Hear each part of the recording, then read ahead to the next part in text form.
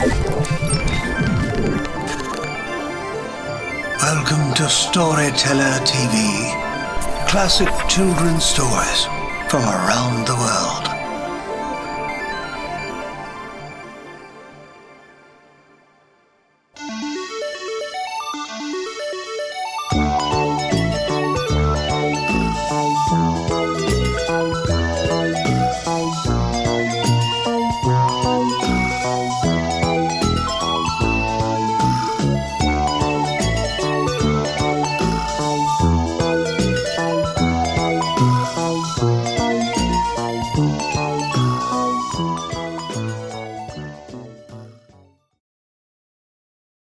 The Enchanted Horse. On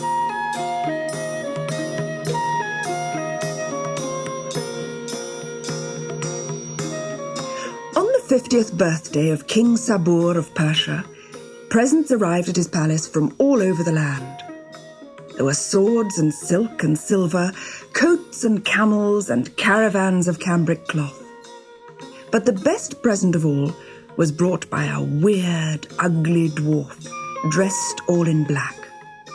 He gave the king a horse carved in ebony, with a saddle of scarlet leather and a jingling golden harness. "It's beautifully made," said King Sabur. "It looks exactly like a real horse." "But it does not move like a real horse, your majesty," said the dwarf with an evil grin. "This is a magic horse.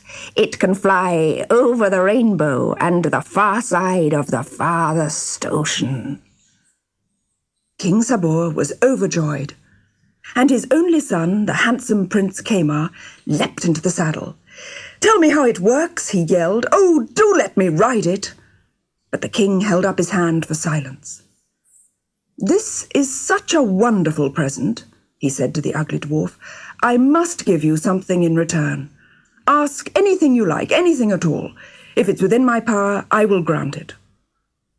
"I thought you might say that," sneered the dwarf. "I ask for your only daughter, your beautiful daughter, as a bride." The king's face dropped.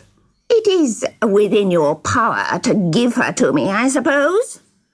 "Well, yes," said the king unhappily. "And you did promise me anything at all?" "Well, yes," mumbled the king, and tears crept into his eyes. "Don't do it, father," shouted Prince Kamar from the horse's back. "Don't give away your only daughter, my beautiful sister, to this stranger. He tricked you into giving that promise. You don't have to keep it." "Ah, that's true," said the king. I'm sorry, but I really don't think I can give you my only daughter, my beautiful daughter, for a bride." The dwarf was furious, especially with Prince Kamar. He reached out and pulled the reins of the horse. Instantly, the strange beast sprang into life. Its hooves clattered on the marble floor. Then it bounded over the balcony rail and flew into the air, galloping upwards higher and higher, while Kamar hung on for dear life. The king gaped up at the flying horse. "Come back, Kamar! Come back down!" "He can't," sniggered the dwarf. "He doesn't know where the switch is that makes the horse come down. He will fly on, up and up, until he burns in the heat of the sun. You wouldn't give me your only daughter, so I took your only son. And now you will never see him again."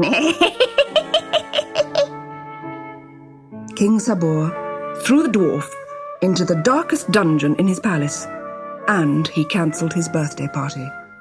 In all his 50 years, he had never been so unhappy.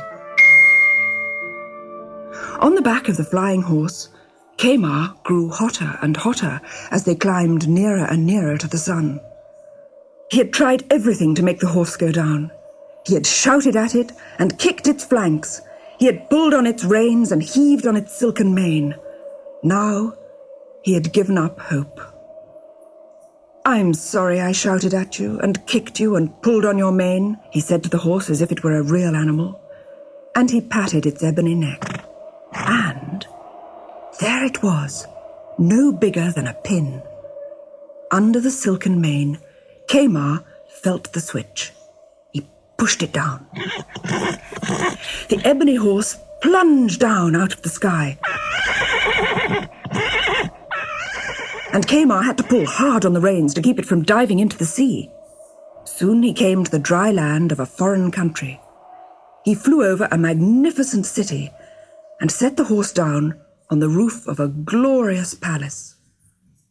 Climbing down through a skylight, he found himself in a beautiful bedroom, and on the bed lay a lady fast asleep. Kamar instantly fell in love with her.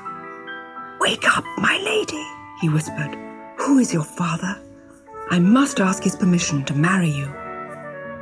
The Princess Shalim woke up and saw Kamar's blue eyes and curling jet black hair, and she instantly fell in love with him. "What are you doing in my daughter's bedroom, you thief, you burglar, you foreigner?" The king was standing in the doorway, shaking his fist. "I'm not a burglar, sir. I'm Prince Kamar of Persia. Please may I marry your daughter?" "Certainly not," shouted the king. "I shall have you beheaded for such impudence." The Princess Shalim gave a little scream. "That would not be honourable for a prince of Persia," said Kamar politely. "I would fight your whole army for the right to marry the princess." "Then you shall," laughed the king. He had an army of 1,000 horsemen, so Kamar would be killed anyway. You'll need a war horse." "Thank you, sir, but I have my own," said Kamar. The next morning, at one end of the field behind the palace, 1,000 horsemen stood ready. The horsemen drew their swords, and 1,000 sharp blades flashed in the sun. The war horses' hooves tore up the grass as they quickened to a gallop. Shalim watched as Prince Kamar waited, perfectly calm. His black horse stood completely still, almost as if it was made of wood. "Oh, ride away, Kamar," she called. "Don't be killed for my sake." But Kamar waved to her, smiling, and picked up his horse's reins. Just as the first horseman reached the prince, gnashing his teeth and waving his sword, Kamar pulled on the reins and rose up into the air. He flew over the 1,000 heads and the flashing swords and landed on the other side. The astonished horsemen turned back, barging into each other and falling over. But as they galloped back down the field, Kamar took off again and flew low over their heads, cutting the plumes off their helmets with his curved Persian sword. An hour later, 1,000 soldiers lay about on the grass, exhausted. They had all fallen off their horses, and they had all lost the plumes off their helmets. Prince Kamar flew to the window where Princess Shalim sat, laughing and clapping her hands. Then he lifted her onto his saddle and flew across the blue sky. King Sabur and his only daughter, his beautiful daughter, were standing on the balcony of the Persian royal palace. At first, they thought that the dark shape in the sky was a bird. Then they saw the black silk tail and the blonde hair stream out behind. And 2 riders were waving. In all his 50 years, King Sabur had never been so happy.